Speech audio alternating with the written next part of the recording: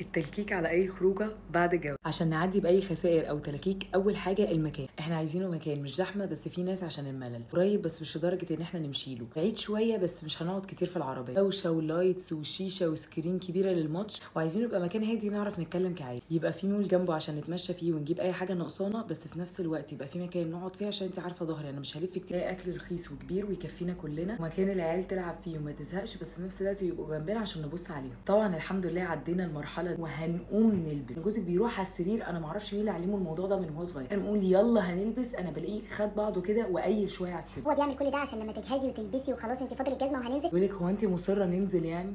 بص هو انا مش مصره بس انا لبست، فلو منزلناش هزعلك. في بقى كده مود بيجيله ان احنا بنحط كل حاجه عند حدها واحنا بنلبس. انت لو دخلت تسالني على اي حاجه في الحياه، ايه ده انت ما خبطتيش الباب؟ ايه لا مش نازلين، انا ما عرفتش اربي، هقعد النهارده دلوقتي هحط بنتي دي عند حدها ونبتدي ان احنا نربيها من اول وجديد. لسه شتماني بمامتي امبارح يعني وكان قدامه عادي، بس لا احنا على شويه بقى تصليحات كده بتيجي في وقت انت مش فاهماه. الشباك ده احنا من ساعه ما اتجوزنا احنا منقيين الشقه بالشباك اصلا عامل كده، احنا ابتدينا نعمل دراسات ونخش على جوجل ونكلم ناس احنا ازاي نصلح شكل الشباك ده عشان مش عاجبني. لا اي جهاز في البيت بقى هبتدي اجربه.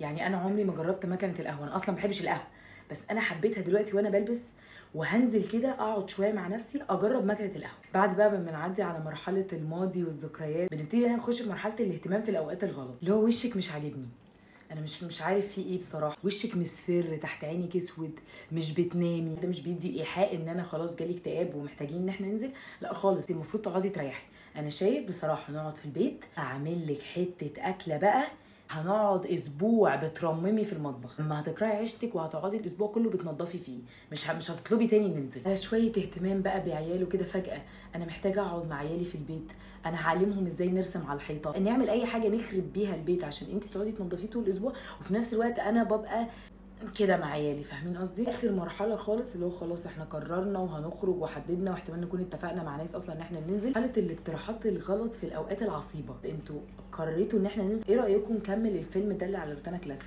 انا حافظه بالمشهد بس انا هبتدي اتنح وما اسمعش حد فيكم عشان تحسوا بالذنب ان انا كأب محتاج ان انا اقعد اتفرج عليه. او تيجي نقعد في البلكونه، ايه رايكم نقعد في فيو يعني عماره قدامنا كده، تعالوا نقعد كده شويه نتناقش على مكتبه التلفزيون قد ايه حلوه وعظيمه، تيجي اقول لكم انا دهنت البيت ده ازاي، ونوصل للنهايه خالص ان احنا بنفقد الامل في حياتنا اصلا مش في الخروجه نفسها، بنعرق في الهدوم اللي احنا لبسناها، والعيال خلاص شعرهم بيتنعكش ومحتاجين اساسا يستحموا، بنقلع كلنا وبنستحمى وبنقعد، ويبتدي بقى هو يحكي لنا ذكرياته اللي حكى لها كل جمعه في كل مره بنقترح فيها على الخروج. طبعا هو كسر قاعده اللي يخرج من داره يتقل مقداره، لانه قل مقدارنا من قبل ما ننزل اصلا.